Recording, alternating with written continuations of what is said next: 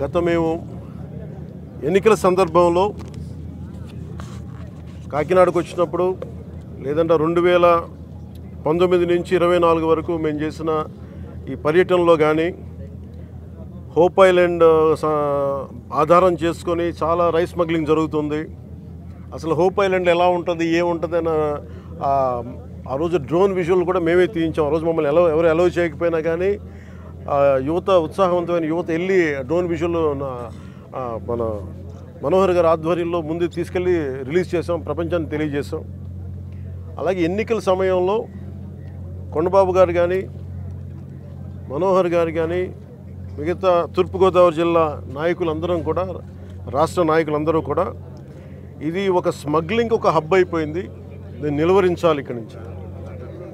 నేను చాలా సందర్భాల్లో నేను మాట్లాడుతున్నప్పుడు ఉదాహరణకి నేను 31,000 మంది ఆడపిల్లలు అదృశ్యం అయిపోయారు, దీని గురించి ఎవరు మాట్లాడలేదంటే ముందు నన్ను చాలా వెటకారం చేశారు, దూషణ చేశారు.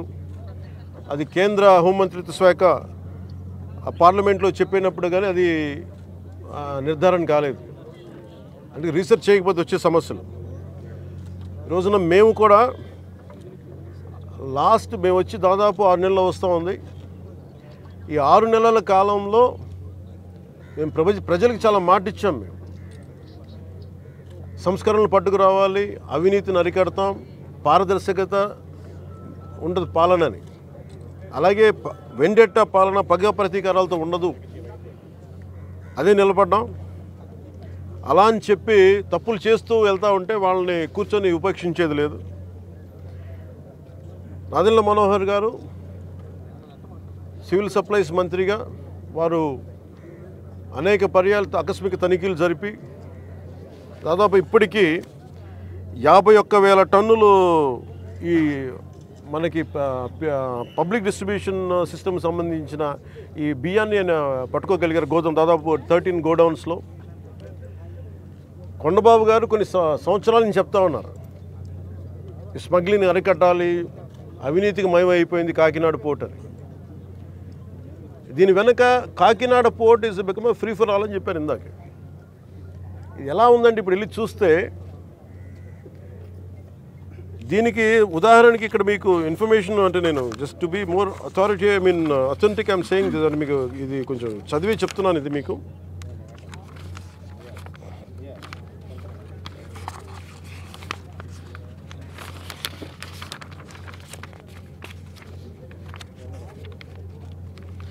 కాకినాడ పోర్టుకి రోజుకి 1000 నుంచి 1100 లారీలు వస్తాయి. ఇది ప్రపంచంలో వివిధ ప్రాంతాలకి బియ్యం ఎగుమతి చేసే ఆ పోర్టులో చాలా కీలకమైనది. కానీ ఇంత పెద్ద పోర్టుకి ఇందాక మన ఈ వాళ్ళ సెక్యూరిటీ అధికారిని అడుగుతూ ఉన్నాను, ఎంతమంది ఉన్నారు మీ దగ్గర అంటే 1000 నుంచి 1100 లారీలు వెళ్ళే ఈ పోర్టుకి 16 మంది సెక్యూరిటీ. లారీకి ఎంతమంది ఉన్నారు మీరు అర్థం చేసుకోండి. అసలు విచిత్రంగా మనోహర్ గారు పట్టుకొని కేసులు పెట్టి అధికారులకి చెప్పినా కానీ అటు పోలీస్ కానీ రెవెన్యూ కానీ సివిల్ సప్లైస్ కానీ యాక్షన్ చాలా నామమాత్రంగా తీసుకుంటా ఉన్నాను. నేను చాలా సందర్భాల్లో ఆయన అడుగుతూ ఉన్నాను, క్యాబినెట్ మీటింగ్స్లో అడిగాను ఏం జరుగుతుందని. నేను ఒకటే ఏం చెప్పానంటే ఇందాక మన మనోహర్ గారికి వీళ్ళకి మనం ఏ యాక్షన్ కనుక మనం ముందుకు తీసుకెళ్ళకపోతే వీళ్ళు ఇన్ని మాటలు చెప్పి దీన్ని ఏమీ ముందుకు తీసుకెళ్ళలేదేంటి అన్న అపవాదం మనందరి మీద ఉంటుంది. మన ఇంటెన్షన్ వేరు, జరుగుతుంది వేరు, మన యాక్షన్స్ దాని కాన్సిక్వెన్సెస్ సరిగ్గా వీళ్ళు సహకరించట్లేదు. ఇది ప్రజల దృష్టిలో పెట్టాలి. ఇది నిన్న ఢిల్లీ నుంచి వచ్చి అసలు యాక్చువల్లీ ఈరోజు నాకు ఈ ప్రోగ్రాం లేదు. నాకు ఈ రోజున నిన్న రాత్రి స్టెల్లా అనే షిప్లో ఇన్ని 100 టన్నులు పట్టుకున్నారు, పనామాకు సంబంధించిన స్టెల్లా అనే షిప్లో. అలాగే ఇక్కడ దాదాపు 1060 ఇక్కడ 1060 మెట్రిక్ టన్నులు ఇక్కడ పట్టుకున్నారు. ఇంత బలంగా సాక్ష్యాధారాలతో దొరికినప్పుడు దీన్ని ఎలా చేయాలని చూస్తే సమస్య ఎక్కడుంది అంటే ఇది చాలా డీప్ నెట్వర్క్. ఇది నేను వస్తాను అంటే నిన్న రాత్రి కూడా నాకు చాలామంది ఫోన్లు చేసి మెసేజ్లు ఏం పెడతారు, మీరు రావద్దు సార్ ఇక్కడికి అంటారు. మీరు ఎందుకు రాకూడదంటే ఒక 10,000 మంది జీవితాలు అతలాకుతలం అయిపోతాయని. పోర్ట్ అనేది it is meant for exports. Kakinada port కానీ ఏ పోర్ట్ అయినా కానీ అనుమతి ఇచ్చింది ఎక్స్పోర్ట్కి, అంతేగాని స్మగ్లింగ్ కాదు. స్మగ్లింగ్ మీద చేసే విధానంలో కూర్చోబెట్టి దానికి పర్మిషన్, దానికి లైసెన్స్ ఇవ్వాల. లీగల్గా ఎక్స్పోర్ట్కి మాత్రమే ఇక్కడ పర్మిషన్ ఇచ్చారు దీనికి. కానీ వస్తే 10,000 మంది జీవితాలు అతలాకుతలం అయిపోతాయంటే నాకు ఒకటే అనిపించింది. ఇందాక లోపలికి వెళ్ళి కూర్చుంటే నన్ను ఎంత సహకారం లేదంటే నాకే, as a deputy chief minister of Andhra Pradesh నాకే సహకరించాల. ఇక్కడున్న ఈ ఏమో పోర్ట్ అధికారులు, షిప్ అక్కడ స్టెల్లా అనే షిప్ ఉంది, పైకి ఎక్కాలి. దాన్ని ఒక దాదాపు 6 కంపార్ట్మెంట్స్లో దాన్ని ఏముంటుందని 6 కంపార్ట్మెంట్స్లో 3 కంపార్ట్మెంట్స్ ఇది ఉంది. దాన్ని సీజ్ చేసి అక్కడ ఆఫ్ చేసాం. లోపలికి వెళ్ళి చెక్ చేద్దామంటే ఈ అనుకూలంగా లేదు మీకు పైకి ఎక్కడానికి అని చెప్పి అక్కడే తిప్పుతున్నాను నన్ను. ఇంత ఆబ్వియస్గా నాలాంటి వాడికి ఇంత ఆబ్వియస్గా అందరూ చూస్తుండగా, అంటే దీని వెనక ఎంత డీప్ రూటెడ్ నెట్వర్క్ పనిచేస్తాం మీ అందరికీ అర్థం. కొండబాబు గారు కూడా అదే చెప్తాను, చూడండి సార్ ఎలా ఉందంటే అదే చెప్తా ఉన్నారు. నేను మీకు ఎప్పటి నుంచో మొత్తుకున్నాను సార్, ఇదే మీకు మీ దృష్టికి తీసుకొస్తుందని. ఇందాక మీకు చెప్పాను, కొండబాబు మనం కూర్చోబెట్టి మనం మెత్తగా ఉంటే సరిపోదు, మనం గట్టిగా మాట్లాడాలి దీని మీద మనం అందరం అని. అది చెప్తా ఉన్నాను కొండబాబు గారికి. మనోహర్ గారికి ఆయన being a civil supplies minister నాకు ఏమి చేయాలి, నేను ఎన్నిసార్లు చేసిన యాక్షన్ ముందుకు వెళ్ళట్లేదంటే డిస్ట్రిక్ట్ సివిల్ సప్లైస్ అధికారిని పిలిచి నేను అడుగుతాను రాగానే. నేను ఇక్కడున్న సెక్యూరిటీ అధికారిని అడిగా, చెక్ పోస్టులో సెక్యూరిటీ అధికారి, మీకు పర్మిషన్ ఎవరు ఇచ్చారు, హూ చెక్స్ దిస్ అంటే మాకు నో అబ్జెక్షన్ సర్టిఫికేట్ ఉంది. ఎవరు ఇచ్చారు మీకు, దాని మీద అధికారికంగా ఏమైనా ఉత్తర ప్రత్యుత్తరాలు ఉన్నాయా? సమాధానం లేదు. డిస్ట్రిక్ట్ సివిల్ సప్లైస్ అధికారిని అడిగితే ఓకే నా కలెక్టర్ గారు చెప్పారు, కలెక్టర్ మీకు అధికారికంగా మీకు ఇచ్చారా, మీకు సమాధానం లేదు. ఇవన్నీ చూస్తుంటే ఇది ఏమైపోయిందంటే బాగా చాలా డీప్ ఇంట్రికేట్ నెట్వర్క్ లాగా ఉంది. మన రాష్ట్రం మీరు చూస్తే 25,000 టన్నుల heroin South America, that from Colombia నుంచి వైజాగ్ పోర్ట్లో దొరికింది. వైజాగ్ పోర్ట్లో ఇది గంజాయికి అడ్డా అయిపోయింది ఆంధ్రప్రదేశ్. నేను లోపలికి వెళ్ళి మాట్లాడి పైకి ఎక్కాలి అంటే తిప్పుతున్నారు, అక్కడే తిప్పుతున్నారు, వెళ్ళనివ్వట్లా. నాకు ఎంత ఆశ్చర్యం అనిపించిందంటే నేను వెళ్ళి కూర్చొని మాట్లాడుతూ ఉంటే మీకు చెప్పా you will have consequences for this అని చెప్పి. నేను మీకు తర్వాత వీడియోస్ కూడా మీకు రిలీజ్ చేస్తాను. లేదు సార్ మీకు రఫ్ సీ ఉంది మీరు వెళ్ళటానికి లేదంటే, నేను చెన్నై నుంచి వచ్చాను, నేను రఫ్ సీస్ నాకు నా ఫ్రెండ్స్ సీమెన్స్ చాలామంది ఉండేవాళ్ళు, చాలామంది స్నేహితులు నాకు మద్రాస్ పోర్ట్లో పనిచేసేవాళ్ళు. ఎప్పుడు సరదాగా తీసుకెళ్తే అలలు పడవలోకి వచ్చి మనకి టగ్ బోట్స్లోకి వచ్చి ఇంకా ఇలాంటి బోట్లోకి వచ్చి కొట్టే సమయంలో నన్ను తీసుకెళ్ళేవాళ్ళు సీమెన్. నాకు చాలా ఆశ్చర్యం అనిపించింది. అలాగే సార్ వింటున్నా వీళ్ళు కథలు ఏం చెప్తాను, అలా వింటా ఉంటే మళ్ళీ పక్క ఎదురుగా షిప్లో ఈ చిన్న బోట్లు వేసుకొని మనకి ఈ టైర్లు కట్టుకొని ఒక 2 పెట్టుకొని వాళ్ళకి దింపుకుంటా మన ఎగుమతి చేసుకుంటా ఉన్నారు. నేను వాళ్ళు చూపించాను, you are doing it in very obvious way. మీ సీఈఓ ఎవరు, ఏదో సీఈఓ పేరు చెప్పారు, దీనికి ఓనర్ ఎవరు, ఆ సీఈఓ లేడు ఇక్కడ, ఓనర్ ఎవరు అంటే ఇద్దరు పేర్లు చెప్పారు. వన్ ఈజ్ ఏదో Aurobindo వాళ్ళదంట.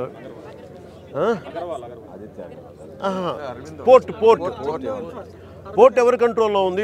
Purely it's not government, it's purely private control port. ఇది స్టేట్ కంట్రోల్ ఉన్న పోర్ట్. ఇది నాకు అనిపించింది ఇలా చూస్తే, లోపలికి వెళ్ళి చూస్తే మన హోప్ ఐలాండ్ చూస్తే అసలు ఏ విధంగా కట్టుదిట్టంగా లేదు. 975 కిలోమీటర్ కోస్ట్ లైన్ ఆంధ్రప్రదేశ్కి.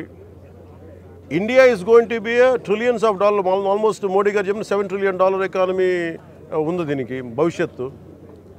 ప్రపంచ దేశాలు మనల్ని ఎదగనిస్తాయా లేదా, మన బలహీనతలు ఏంటని చూస్తారు. ఆంధ్రప్రదేశ్ కోస్ట్ లైన్ మనకు ఎంత బలమో అది మనకు అంత బలహీనత కూడా.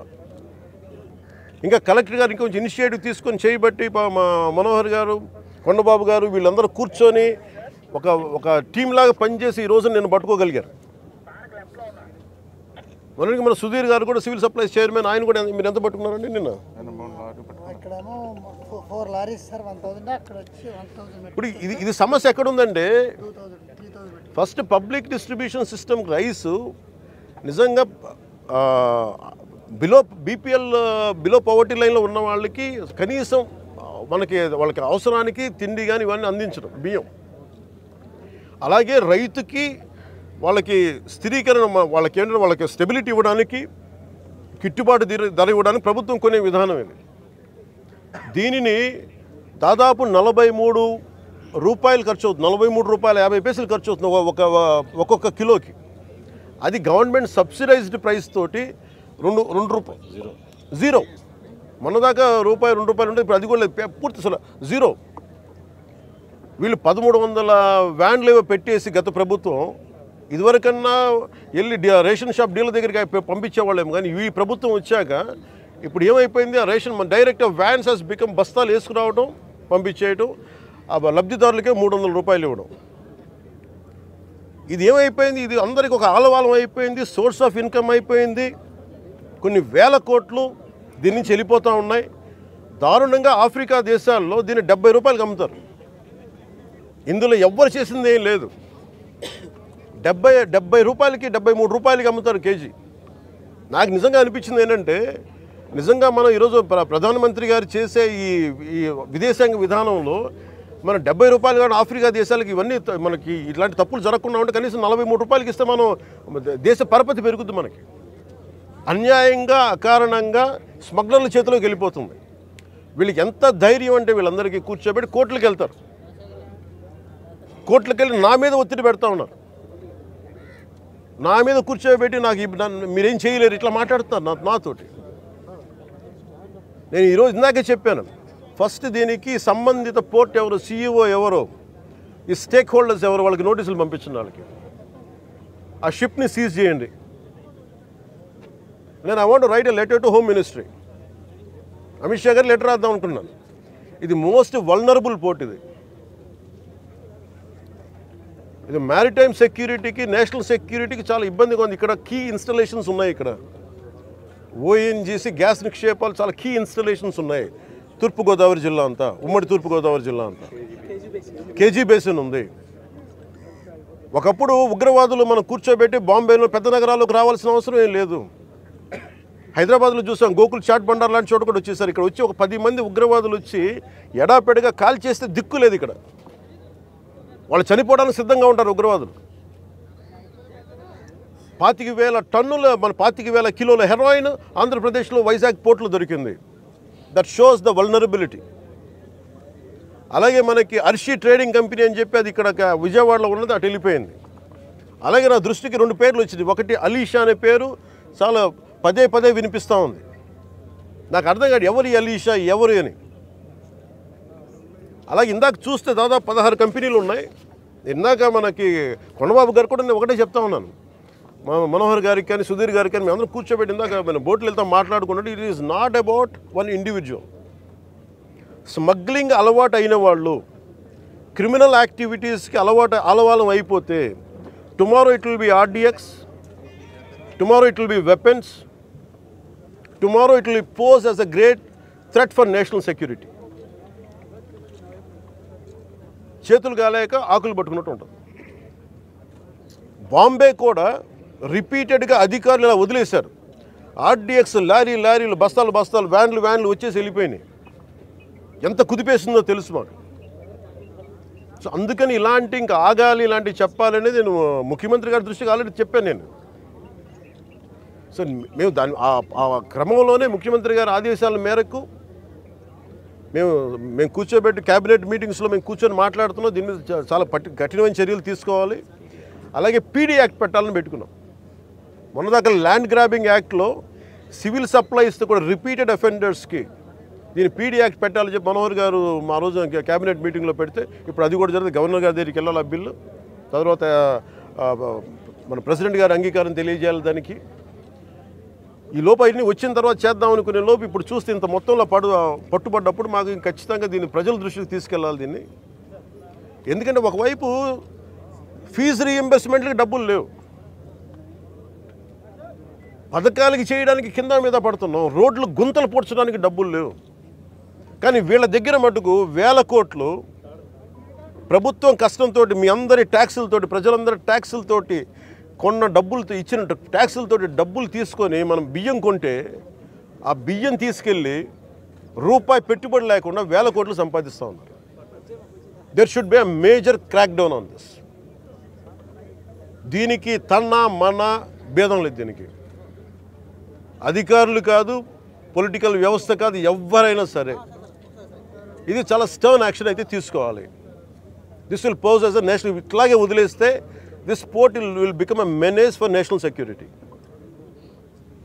గత ప్రభుత్వం నేను మొత్తుకుంటా ఉన్నాం, మేము ఇబ్బందిగా ఉంది మాట్లాడి. నేను నాకు ఎంత ఆశ్చర్యం, ఎంత డీప్ రూటెడ్ నెట్వర్క్ అంటే నేను వస్తానంటే నన్ను ఇప్పటికీ 2 months నుంచి ఆపేశారు, నన్ను రానివ్వకుండా. ఉన్నత స్థాయి అధికారుల దగ్గర నుంచి లేదు సార్, అక్కడికి వెళ్తే కొంచెం ఇది అవుతుంది సార్, ఎందుకు సార్ ఇప్పుడు కాదు సార్, తర్వాత సార్ ఇప్పుడు యాక్షన్ తీసుకున్నాం సార్, రిపీటెడ్గా చెప్తా ఉన్నారు నాకు. నిన్న విసుగొచ్చి ఒకటే చెప్పాను, పోలీసు వస్తారా రండి, లేదంటే నేను కూర్చోబెట్టి నేను కారులో నేను వెళ్ళిపోతాను, అధికారులు నా పక్కన రాకపోయినా పర్లా. ఈ నిర్ణయం తీసుకొని ఇక్కడికి వచ్చింది. ఇది ప్రజలకు తెలియాలి. ఇది కొండబాబు గారు కానీ, నాదెండ్ల మనోహర్ గారు కానీ, మా మనకి జిల్లా వైపు నుంచి కానీ మేము పర్యటనలో మేము పదే చెప్పాం. తూర్పుగోదావరి జిల్లా నాయకులు కానీ, ఎమ్మెల్యేలు కానీ, we gave a word to people. మేము ప్రజలకి మాట ఇచ్చాం, పారదర్శకత చూపిస్తాం, ఇలాంటి అవినీతిని ఇలాంటి స్మగ్లింగ్ని మేము అరికడతామని. ఆ దిశగా చర్యలు తీసుకోవడానికి మేము ముందుకెళ్తున్నాం. అందుకని మీ దృష్టికి తీసుకొచ్చి దీంట్లో మీరు మిగతా ఇన్ఫర్మేషన్ మీకు ఇస్తాం. అలాగే దీన్ని ఖచ్చితంగా హోమ్ మినిస్ట్రీ దృష్టికి అయితే తీసుకెళ్తాను. Andhra is major hub for ganja and మీకు డ్రగ్స్ అయిపోయింది. ఇక్కడి నుంచి ఎంత డ్రగ్స్ వెళ్ళిపోయినా కూడా మనకు తెలియదు. ఈ రోజున కళ్ళ ముందు మొత్తుకుంటున్నాయి. అదే అడిగాను అందాక మన సెక్యూరిటీ అధికారిని, నీ కళ్ళ ముందు మీకు ఇది కనిపిస్తూ ఉంది, tomorrow it could be weapons also కదా అన్నాను. దానికి మీరేం చర్యలు తీసుకున్నారు బీయింగ్ ప్రైవేట్ పోర్ట్ అంటే? పాప ఆయన ఏం చేస్తాడైనా, పిచ్చుకు మీద బ్రహ్మాస్త్రంలా ఉంటుంది. ఎవరి మీద వేటేయాలి? దీనికి కీలకమైన వ్యక్తులు ఎవరు? దీని వెనక ఎవరు కాపాడుతున్నారు వీళ్ళని? ఏ స్థాయి వ్యక్తులు కాపాడుతున్నారు? ఇవన్నీ చూడాలి. గత ప్రభుత్వం ఇప్పుడు ఈ వ్యక్తి కూర్చోబెట్టి చూస్తే మనకి ఏదో మన 16 కంపెనీస్ ఉన్నాయి, వీళ్ళు కోర్టులకు వెళ్తూ ఉన్నారు. రైస్ ఎక్స్పోర్ట్ జరగాలి, మీరు ఎనీథింగ్ ఈజ్ పారదర్శకంగా మీరు చేస్తే ఇబ్బంది రాదు. కానీ దీనిని అడ్డగోలుగా పెట్టుకొని ఈ ప్రభుత్వం ఏమి చేయదంటే మటుకు చాలా బలమైన చర్యలు తీసుకుంటాం.